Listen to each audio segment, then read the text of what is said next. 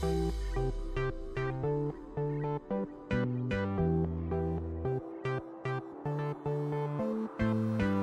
Friends, welcome back to my challenge Anushree কিচেনে। আজ আমি আপনাদের কাছে আবার একটু দারুণ সাথে নতুন রেসিপি নিয়ে হাজির হয়েছি। তো বন্ধুরা, ভাত খেয়ে খেয়ে তো একঘেয়েমি হয়ে গেছি। তো আজকে ভাবলাম যে তোমাদের সাথে বাড়িতে যে স্বাভাবিক যে ভাতের চালটা হয় সেই চাল দিয়ে আজকে ভাবলাম ডিম বিরিয়ানি করে তোমাদের সাথে শেয়ার করব।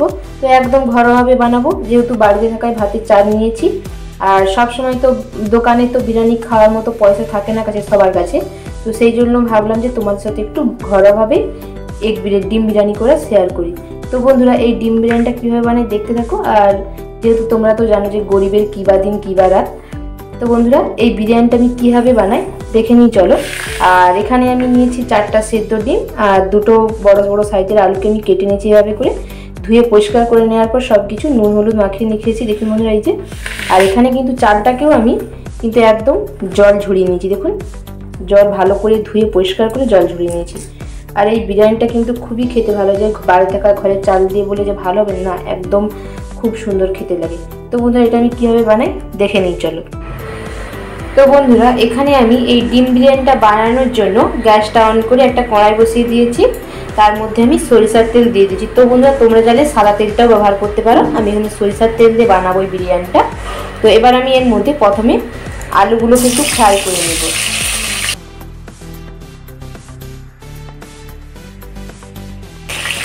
এখানে আমি ভালো করে লাল লাল করে আলুগুলোকে ফ্রাই করে নেব। এখানে আমি আলুটাকে খুব সুন্দর করে ফ্রাই করেছি দেখুন বন্ধুরা। এবার আমি এর সাইডে ডিমগুলোকে দিয়ে দেবো ফ্রাই করার জন্য। ডিমগুলোকে যেহেতু আমি হালকা করে ভাজবো, বেশি ভাজবো না।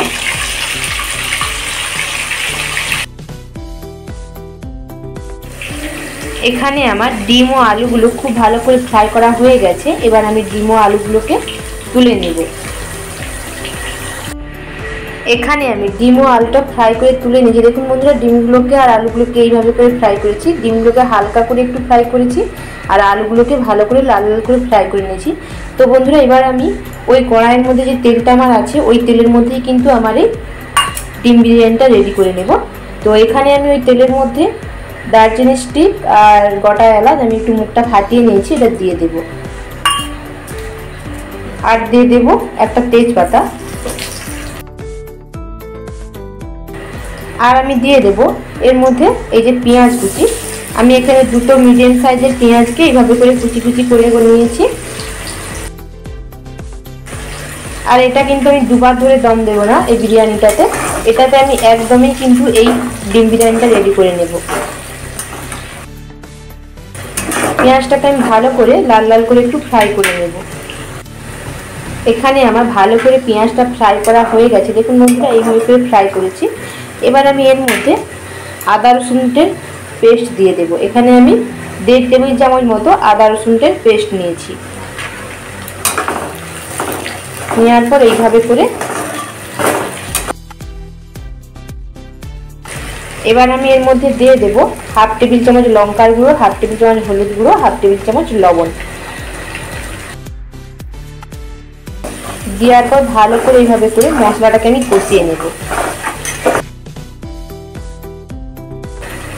আর দেব একটা মিডিয়াম সাইজের টমেটো কাটা। এইভাবে করে টমেটোটাকে কেটেছি আমি, তোমরা চাইলে যেভাবে করেও টমেটোটা কাটতে পারো। আমি লম্বা লম্বা করে কেটে নিয়েছি। এইভাবে করে আমি মশলাটাকে 2 মিনিট মতো কষিয়ে নেব। এখানে আমার মশলাটা 2 মিনিট মতো কষানো হয়ে গেছে। এবার আমি এর মধ্যে অল্প একটু ধনেপাতা কুচি দিয়ে দেব।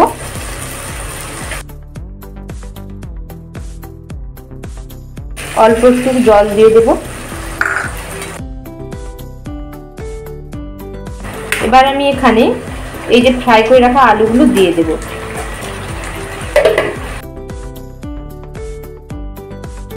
আলুগুলো দেওয়ার পর এইভাবে করে 2 মিনিট মতো কষিয়ে নেব। এখানে আমার 2 মিনিট মতো হয়ে গেছে। এবার আমি এর মধ্যে চাল দিয়ে দেব। চালটা দেওয়ার পর এইভাবে করে 1 মিনিট মতো চালটাকে মশলার সাথে ভালো করে নেড়ে চেড়ে মিশিয়ে নিতে হবে।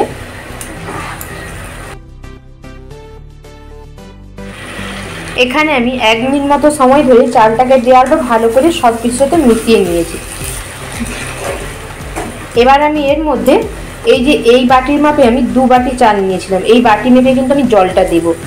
জলের পরিমাণটা কিন্তু ঠিকভাবে দিতে হবে, তবেই কিন্তু এই বিরিয়ানিটা কিন্তু ঝরঝরে হবে। তো বন্ধুরা, তোমাদের যদি ভিডিওটি ভালো লেগে থাকে তো অবশ্যই লাইক কমেন্ট শেয়ার করো। ইউটিউব থাকলে চ্যানেলটা সাবস্ক্রাইব করে দিও, ফেসবুকের পেজটি ফলো করে দিও।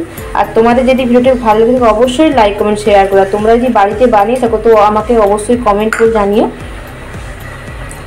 আর প্রথম থাকতে শেষ অবধি ভিডিওটি দেখতে থাকো, তো তবেই বুঝতে পারবে কিন্তু এখানে যে এই বিরিয়ানিটা আমি কিভাবে বানিয়েছি। আর এই বিরিয়ানিটা খেতে কিন্তু খুবই ভালো হয় বন্ধুরা, তোমরা অবশ্যই বাড়িতে ট্রাই করে দেখো।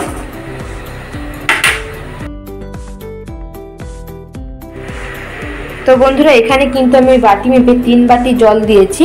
এবার আমি এইভাবে করে ঢেকে এটাকে রান্না করে দেব। গ্যাসের ফ্লেমটাকে মিডিয়ামে রাখতে হবে, না হলে কিন্তু নিচে লেগে যেতে পারে। এইভাবে করে আমি ঢাকা দিয়ে দিয়েছি। এইভাবে করে আমি 10 থেকে 15 মিনিট মতো রান্না করে নেব। তো বন্ধুরা, এখানে একটু ঢাকাটা আমি খুলে নিচ্ছি, কারণ এখানে আমার একটা জিনিস দেয়া হয়নি, সেই জন্য খুলে নিলাম একটু। এখানে এই যে আমি 2টো কাঁচা লঙ্কা চিড়ে নিয়েছিলাম, এটা দিয়ে দেবো। আর এখানে আরেকটু অল্প করে নুন দিয়ে দেব।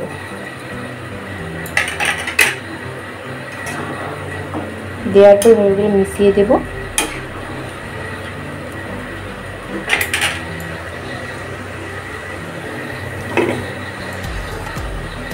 এইভাবে করে ঢেকে দিলাম, দিয়ে এবার 15 মিনিট রান্না করে নেওয়ার পর ফিরে আসছি বন্ধুরা। এখানে আমার 15 মিনিট মতো হয়ে গেছে। এবার আমি ঢাকনাটা খুলে নেব। তো দেখুন বন্ধুরা, এখানে আমার জলটা কতটা শুকিয়ে গেছে। এবার আমি এর মধ্যে পরিমাণ মতো চিনি দিয়ে দেবো টেস্টটাকে ব্যালেন্স করার জন্য। আর আমি এখানে এবার ডিমগুলোকেও দিয়ে দেব। আর দিয়ে দেব 1 টেবিল চামচ গাওয়া ঘি। ঘিগুলো ঠান্ডার জন্য বসে গেছে।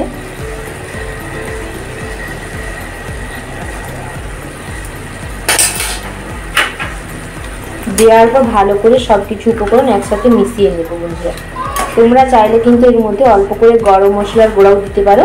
আমি এখানে আর গরম মশলার গুঁড়োটা অ্যাড করব না।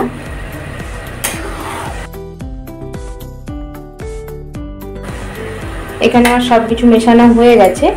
এখানে আমি আরও 5 মিনিট মতো এইভাবে করে ঢেকে রান্না করে নেব। 5 মিনিট পর ফিরে আসছি। এখানে আমার আরও 5 মিনিট মতো হয়ে গেছে। আমি ঢাকনাটা খুলে নেব। তো দেখুন বন্ধুরা, এখানে কিন্তু আমার জলটা শুকিয়ে গেছে। আর এখানে কিন্তু আমার এই ডিম বিরিয়ানিটা পারফেক্টভাবে রেডি হয়ে গেছে। এবার আমি গ্যাসের ফ্লেমটাকে অফ করে দেব। গ্যাসের ফ্লেমটাকে অফ করে দিয়েছি। এবার আমি তোমাদেরকে প্লেটের মধ্যে ঢেলে দেখাবো যে এই ডিম বিরিয়ানিটা কত সুন্দর হয়েছে বন্ধুরা। তো বন্ধুরা, এখানে আমার ডিম বিরিয়ানিটা কত সুন্দর হয়েছে দেখুন বন্ধুরা, একদম ঝরঝরে হয়েছে। খুব সুন্দর একটা কালার আছে দেখুন বন্ধুরা, দারুণ হয়েছে। দেখতেও যেমন সুন্দর হয়েছে, কিন্তু খেতেও খুব ভালো। ঘিটা দেওয়ার কারণে এর খুব সুন্দর একটা গন্ধ বের হচ্ছে বন্ধুরা।